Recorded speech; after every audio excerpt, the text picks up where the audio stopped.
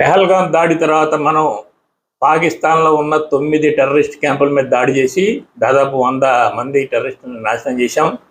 అయితే మేము కేవలం టెర్రరిస్ట్ క్యాంపుల మీదనే దాడి చేస్తున్నాం, పౌర సమాజం మీద మేము దాడి చేయట్లేదని చెప్పి మన ప్రభుత్వం ప్రకటించినప్పటికీ కూడా పాకిస్తాన్ ఎదురుదాడి చేసింది. దాంతో దానికి బుద్ధి చెప్పడానికి మనం ఎదురుదాడి చేశాం. మన దాడి తట్టుకోలేక పాకిస్తాను సీజ్ ఫైర్ చేసుకుందాం, ఆపేయండి దయచేసి అంది. సో మన లక్ష్యం నెరవేరింది కనుక మన వాళ్ళు ఆపేశారు. అయితే ఈ పాటికే సింధు జలాలను ఆపేయడం జరిగింది. సింధు జలాలను మాత్రం తిరిగి వదిలే ప్రసక్తి లేదు అని చెప్పేశారు. అది కాకుండా ప్రపంచవ్యాప్తంగా ఒక డిప్లొమాటిక్ వార్ని స్టార్ట్ చేశారు మోడీ. ఈ డిప్లొమాటిక్ వార్లో దాదాపు మన దేశం నుంచి అనేక మంది ఎంపీలని టీములుగా చేసి అన్ని దేశాలకి పంపించారు. ఆయా దేశాలకి ఎంపీల టీములు వెళ్ళి మా దేశానికి సంబంధించి ఇదిగో పాకిస్తాన్ ఇలా టెర్రరిజాన్ని ఎగుమతి చేస్తుంది, మేము ఇలా దాడి చేసాం, ఈ టెర్రరిజాన్ని ఇది పెంచి పోషిస్తుందని చెప్పి టోటల్గా పరిస్థితులను వివరించి పాకిస్తాన్ని ఎండగట్టి అదే ముఖ్య ఉద్దేశం ఆ డిప్లొమాటిక్ వార్. దాంతో పాకిస్తాన్ ఏం చేయాలో తెలియని పరిస్థితులు పడింది. పాకిస్తాన్ తను కూడా ఎక్కడో చోట తన గోడు చెప్పుకోవాలి. ఆల్రెడీ ఇప్పుడు సింధు జలాలు ఆగిపోయినాయి, దేశంలో అంతర్గత సంఘర్షణలు జరుగుతున్నాయి, నీళ్లు దొరకడం లేదు, రాను క్రమక్రమంగా నీళ్లకు సంబంధించి చాలా ఇబ్బందులు ఎదురవుతాయి. సో కానీ గల్ఫ్ దేశాలు ఏవి దాని మాట వినవు. ఇక మిగిలింది మలేషియా, ఈ సౌదీ, ఇవి కూడా దాని మాట వినేటట్లేదు. టర్కీ అయితే ఆల్రెడీ దాన్ని సమర్థించింది కనుక టర్కీకి చెప్పేది ఏం లేదు.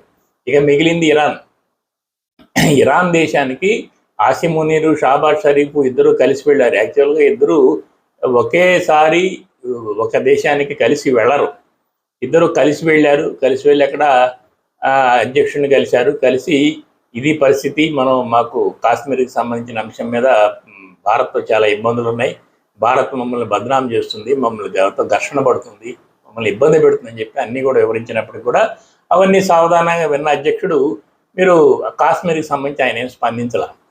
సో నిరాశ చెందిన వీళ్ళు ప్రధానమంత్రిని కలిశారు. ఇరాన్ ప్రధానమంత్రిని ఆల్రెడీ ఇరాన్ ప్రధానమంత్రి చెప్పేశాడు, మీరు ఉగ్రవాదాన్ని ఎక్స్పోర్ట్ చేస్తున్నారు, అటు భారతదేశమే కాదు ఇటు మాకు కూడా. ఇరాన్కు కూడా ఉన్న సమస్య ఏంటంటే ఇరాన్ సరిహద్దుల్లో సున్నీ ముస్లింలు ఉంటారు.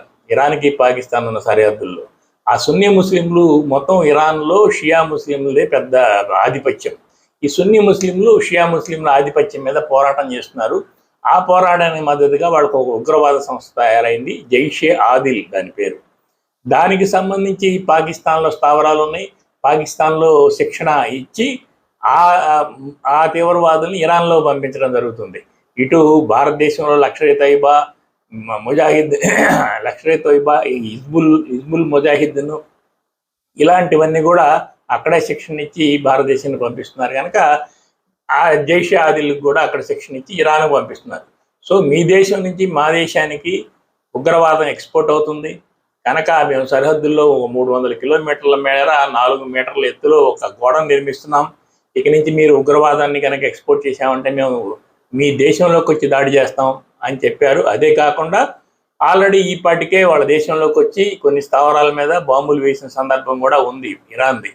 కనుక మీరు ఇవన్నీ మానుకోండి, కాశ్మీర్కి సంబంధించి కావచ్చు, వాటర్కి సంబంధించి కావచ్చు, భారతదేశంతో సఖ్యంగా ఉండండి, భారతదేశంతో చర్చలు జరపండి అని చెప్పి వాళ్ళు సలహా ఇచ్చారే కానీ ఎట్టి పరిస్థితుల్లో వీళ్ళకి ఏం సహకారం ఇస్తామని చెప్పి అనలా. ఎందుకంటే ఇరాన్ అనేది భారతదేశానికి ఒక ఫ్రెండ్లీ కంట్రీ, భారతదేశానితో పూర్తి స్నేహంతోగా ఉంటుంది. వాళ్ళ దగ్గర ఉన్న అత్యున్నత గౌరవ పురస్కారాన్ని మన ప్రధానమంత్రి మోడీకి ఇచ్చారు. అక్కడున్న కాందహార్ ఎయిర్పోర్టుకు సంబంధించి డెవలప్మెంట్లో మన పాత్ర ఎక్కువ ఉంది. మనం ఇరాన్ గుండా ఆఫ్ఘనిస్తాన్కి ఒక రోడ్డు మార్గాన్ని కూడా నిర్మిస్తున్నాం. సో ఇరాన్ పూర్తిగా భారతదేశం అంటే చాలా సానుకూలంగాను చాలా స్నేహపూర్వకంగా ఉంటుంది. పాకిస్తాన్ మాటలను అదేమీ పట్టించుకోలేదు. దాంతో నిరాశ చెందిన ఏదో డిప్లొమాటిక్గా ఎవరికో ఒకరికి చెప్పుకుందాం, ఎందుకంటే ఈ సింధు జలాలకు సంబంధించి వ్యవహారం అట్లాగే పెండింగ్లో ఉంది, కనీసం చెప్పుకుంటే ఎక్కడన్నా ఒక కదలికి వస్తుందని చెప్పి వెళ్ళిన వాళ్ళకి నిరాశ ఎదురైంది. అయితే మేము భారతదేశంతో రెడీగా ఉన్నాం చర్చలు జరపడానికి అని ప్రధానమంత్రి ఆసిమ్ మునీరు ప్రకటించారు. అయితే భారతదేశం నిర్మోహమాటంగా ప్రకటించేసింది, చర్చలు అనేవి ఉగ్రవాదాన్ని నిలుపు చేయటం, పిఓజేకేని మాకు స్వాధీనం చేయటం, ఈ 2 అంశాల మీదనే చర్చిస్తాం తప్ప ఇక ఏ అంశం మీద మేము చర్చలు జరగమని భారతదేశం తెగేసి చెప్పింది. దాంతో పాకిస్తాన్కి ఇప్పుడు ఏం చేయాలో అర్థం కాని ఒక అయోమయ పరిస్థితుల్లో పడింది.